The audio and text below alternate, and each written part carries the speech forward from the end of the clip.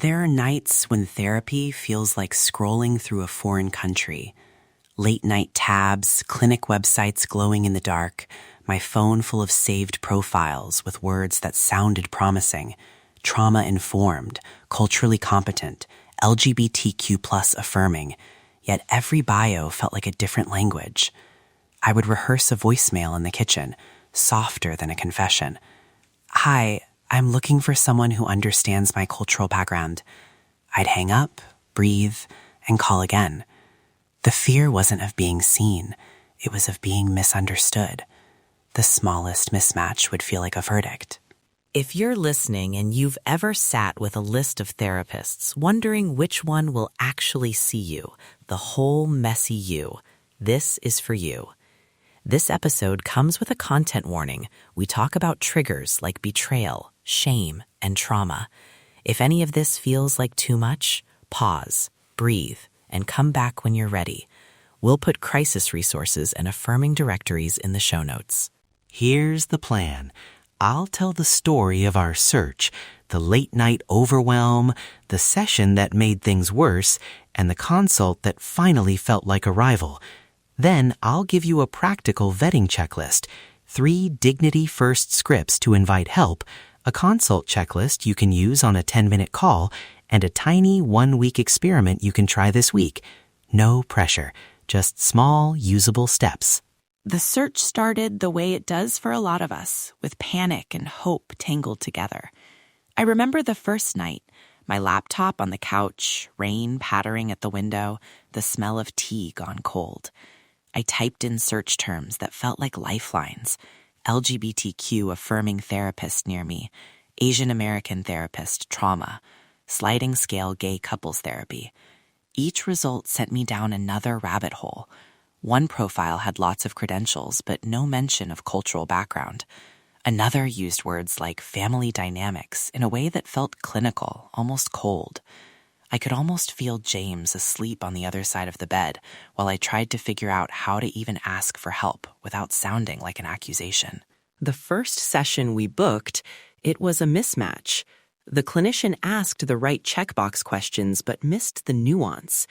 At one point, they suggested that I toughen up around family expectations, which landed like a slap.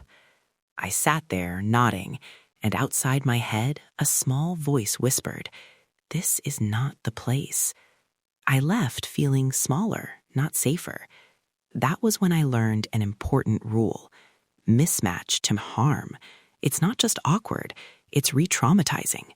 So sometimes not going is better than going to the wrong person. I remember that day clearly. I felt helpless in a way I hadn't expected. I wanted to fix it, call someone, say the right thing, but mostly I was scared of making it worse. What helped me was stepping back and learning language that wasn't about blame. I started saying things like, "I hear you."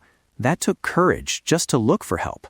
Then I asked how I could support the search, not take it over. Simple, steady offers mattered more than big gestures. And the turning point, it wasn't dramatic. It was a consult call that went 10 minutes and changed everything. The clinician listened like someone was following footprints and not trying to rewrite the map. They named something neither of us had words for. They asked about our cultural rituals, about shame, about the logistics of our life. They sounded curious, not judgmental. After that call, I felt difference in my chest, smaller, quieter fear, and a tiny hope that wasn't attached to performance. That is the feeling worth searching for. Okay, time for something practical. What I wish someone had handed me at the start. A simple vetting checklist. You can use this before you book. It saved us time and protected our peace. Vetting checklist. Read these before you call. 1. Look for explicit LGBTQ+ affirming language. If the profile mentions queer experience, pronouns, or affirming training, that's a green light. 2. Cultural competency. Do they mention working with clients from your background? 3. Trauma-informed approach. Do they talk about safety, pacing, or consent in therapy? 4. Practical access. Telehealth options, sliding scale, and availability that fits your life. 5. Tone in intake. When you call, does the person sound curious and calm rather than defensive or rushed? 6. Boundaries and transparency. Do they clearly explain confidentiality and their fee structure? These aren't exclusive. None of these alone guarantees fit, but together they point you toward clinicians who prioritize dignity and safety. I want to add something practical about affordability and logistics. Ask about sliding scale right up front. There's no shame. Ask if they accept telehealth or if they're comfortable with shorter check-in sessions at first. For some of us, the barrier isn't just emotional. It's time, money, and privacy. That practicality matters. When we started asking these questions, the right clinicians started appearing more often than not. Now, the hard part for many, how to invite a partner without making it sound like blame. Here are 3 dignity-first scripts we used or adapted. Use one, tweak it, or say none and make your own. The point is to offer curiosity, not accusation. I've been thinking about how we talk about tough things, and I want us to try something that might help both of us. Would you be open to exploring a clinician together as a way to understand each other better? No judgment, just curiosity. I need support for some things I've been carrying. This isn't about you doing something wrong. It's about me getting tools. It would mean a lot if you could support me while I try it, and I'll share what I learn with you if that's okay. If a partner resists and you need a soft pause, I hear that this feels scary for you. I'm not asking for a big decision right now. Can we put a pin in it and revisit in a week? I want us to keep talking, not to force anything. What I learned was how to listen in those moments without trying to fix everything. Often I'd say, "I hear you. That took courage." Then I would ask one simple question. What would help you feel supported right now? That question kept me from jumping to solutions and let Samnang tell me what he needed. Next, the 10-minute consult checklist. Use it when you call or during an initial voicemail. You don't need to say your whole story. You're checking fit. 1. Ask about experience with LGBTQ+ clients and working with cultural backgrounds like yours. 2. Ask about trauma-informed approaches and how they pace work. 3. Ask about telehealth and confidentiality, especially if privacy is a concern. 4. Ask about fees, sliding scale, and cancellation policies. 5. Notice tone. Do they sound curious, compassionate, and not rushed? If they hedge or make you feel small, that matters. Trust your body. A lump in the throat feeling or tightened jaw is a clue. One more. Signs of fit versus mismatch. Fit looks like curiosity, humility, concrete safety measures, and a language of collaboration. Terms like, "we'll pace this," or "we'll check in about comfort" are good. Mismatch often sounds like quick solutions, pathologicalizing language, or a lack of curiosity about cultural context. Remember, clinicians who rush to label or who minimize your fear are not the ones you want for deep work. If you want a tiny, doable project, try our 1-week experiment. Step 1.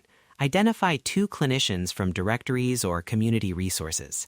Step 2. Make 1 informational call this week using the consult checklist. Step 3. Journal 1 felt change after the call. Did you feel lighter, more guarded, or confused?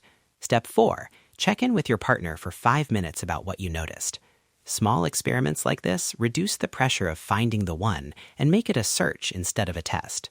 And if you're listening and wondering when to look for specialized help, if there's talk of self-harm, suicidal thoughts, recent trauma, or if daily functioning has collapsed, treat that as urgent. Use crisis lines and emergency services. Also, if you or your partner carry stories of severe abuse, ask for a trauma specialist who lists EMDR, somatic work, or PTSD expertise. Those signs are not shameful. They're signals for a different kind of support. I want to speak directly to the part of you that's terrified of being pathologized. I've been there, worried that going to therapy would make me less or broken. The truth is, therapy is an experiment in learning how to be human with help. You can stop. You can switch clinicians. You demand cultural safety. You do not have to be grateful for bad care. That permission alone can change everything. If this episode stirred up a lot for you, please consider pausing and reaching out to a crisis line or a trusted person. We're not clinicians. We're 2 people sharing what we lived. but we also know resources that helped us, and we'll link to LGBTQ+ directories, sliding scale options, and crisis contacts in the show notes. Take care of yourself first. Before we close, one last small thing. If you try the 1-week experiment, come back and tell us. You can DM, comment, or send an anonymous voicemail. If you're not ready to do anything yet, that's okay too. Just listening is a step. If you're comfortable, comment "I hear you" with one small step you might take. Call, search term, or a promise to journal. We read every message. We see you. We believe in small steps. If we can do this, search, mess up, and find a clinician who helped us, then you can too. You are not alone.